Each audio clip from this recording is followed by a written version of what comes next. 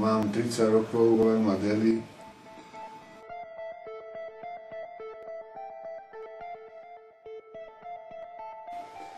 Som bývalý feťák.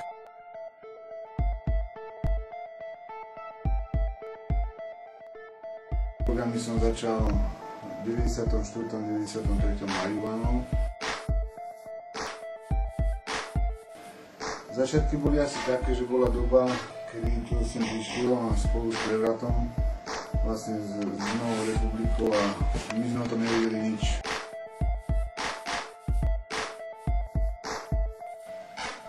No, negatívne účinky neboli žiadne.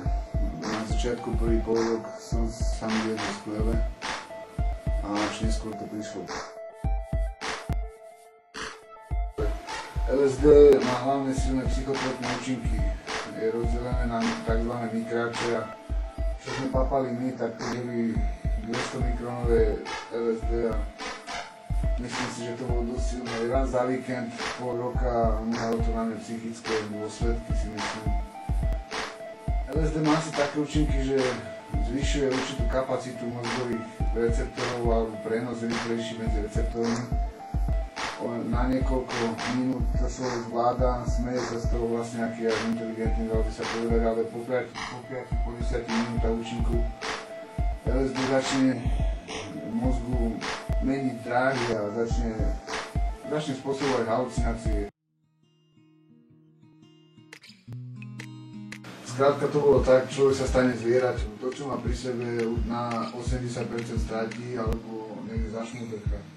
Takže človek si bral len tepláky, staré veci a kľúče si uviazal na 4 uzle na šnúrku a skrátka vyrazil do lesa alebo do parku, podľa toho, kam sa išlo.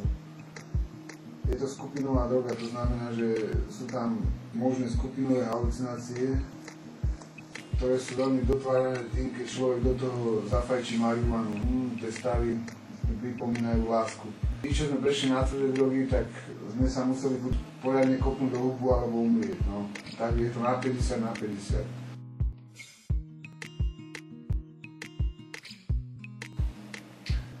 Na LSD človek musí si pripraviť náladu. Nesmie si ho dať človek, ktorý je psychicky slabý v depresiách, alebo ktorý má zlé myšlienky, alebo ktorý má skrátka zlú náladu, pretože sa to odzrkadlí v jeho stavu. Tie stavy môžu byť od extrémne príjemných až po nezlučiteľné so psychickým zdravím.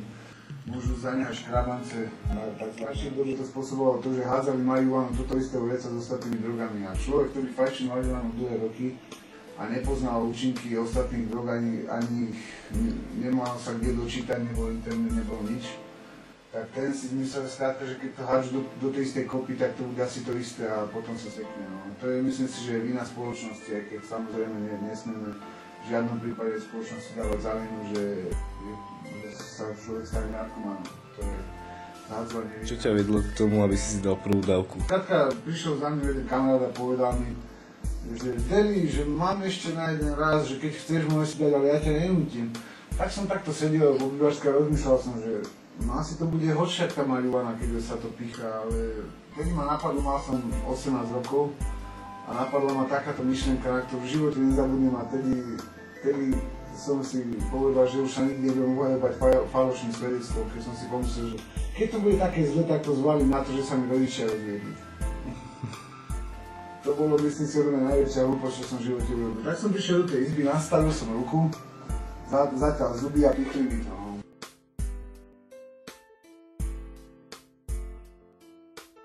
Prešli 2 roky a či už skrachoval môj vzťah s dlhodobou priateľkou a po 2 rokoch som dostal prvé abstinenčné príznaky ako ozaj tzv. Krízy.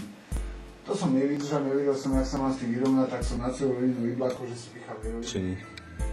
Fú, a bol som dokopy 7 razy, alebo 6 razy som bol na liečení. A časovo by sa to dalo dať do akého obdobia? 6 krát 3 mesiace, 18 mesiacov. Takže píše niečo rok aj pol z 12 rokov, to je slušné.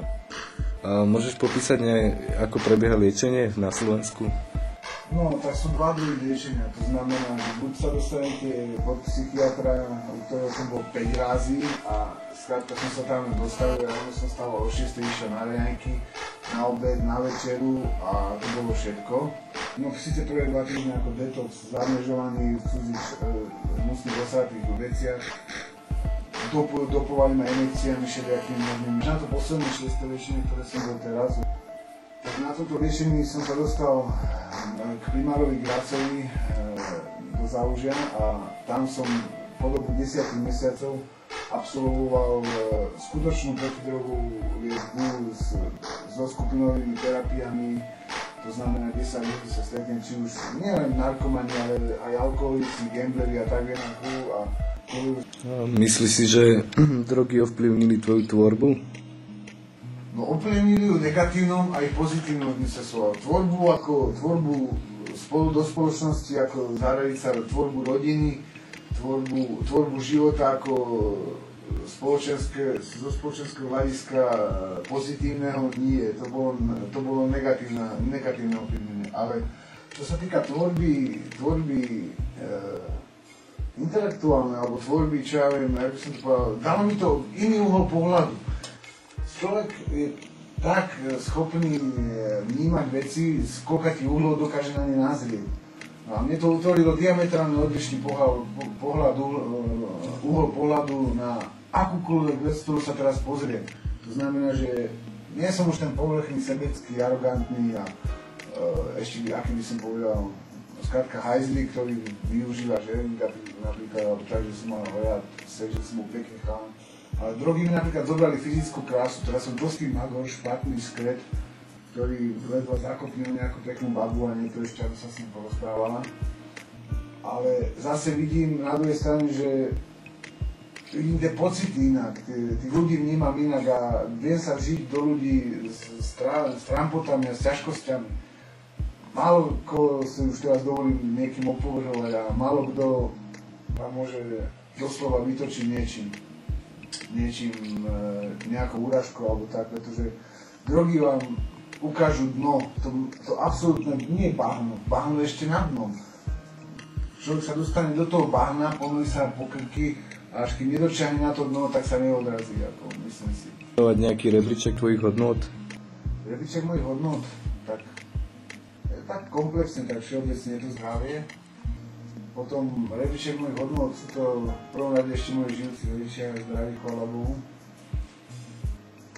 A mohol by som tu robiť také frázy ako práca a hľadanie, budovania si dobrého vzťahu so ženou, ale v podstate to ani nie je tak. Môj rebríček hodnôt je diametrálne odlišný od obyčajného smrteľníka, pretože sa považujem za divného, som divný pre ostatných, som iný, som zvláštny, som odlišný, hlavne svojou psychickou náturou a rozmýšľaním. Rozmýšľam si nad vecami, ktorí by ostatní, nie že nevenovali pozornosť, ale ktorých nezaujímajú tie veci, na ktorými rozmýšľam ja. Napríklad všetky moje trampoty vyústili až do toho, že som napísal zbierku básní, ktorú mi síce nikto nechcel vydať, tak som si vydal na vlastné náklady, ale veľa ľuďom sa páčilo a je to také vysypané z rukava, ale myslím si, že je tam toľko spovedané.